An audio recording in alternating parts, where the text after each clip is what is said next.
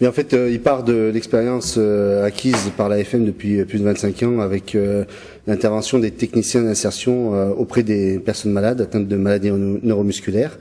Et cet accompagnement que nous réalisons aux côtés des malades dans leur parcours de santé, eh bien, nous avons souhaité pouvoir le mettre aussi au service d'autres pathologies et apporter cette compétence à un projet interassociatif, donc qui est aujourd'hui porté par le CIS Rhône-Alpes et qui s'intitule UCPS, comme les usagers construisent leur parcours de santé. L'idée, c'est vraiment de mettre en œuvre un dispositif qui permette aux usagers d'être les acteurs premiers de leur parcours de santé. Ce projet consiste à mettre en place des référents de parcours de santé,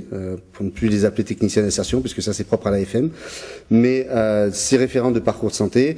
seront aux côtés des personnes malades pour les aider à faire face à tout ce qui peut les concerner dans leur parcours, la réalisation de leur parcours de santé, que ça soit sur le versant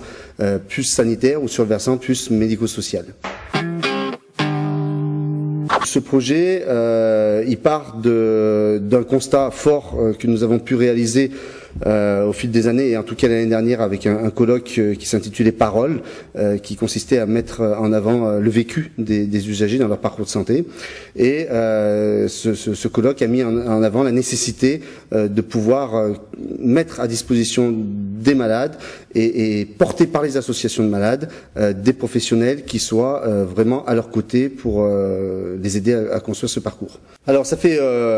plus d'1 an qu'on travaille sur ce dispositif. Aujourd'hui, il est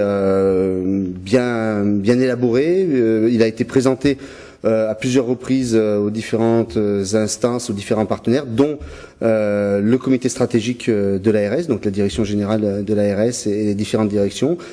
qui en voilà un projet extrêmement innovant et nous soutient pleinement. C'est bien évidemment d'arriver à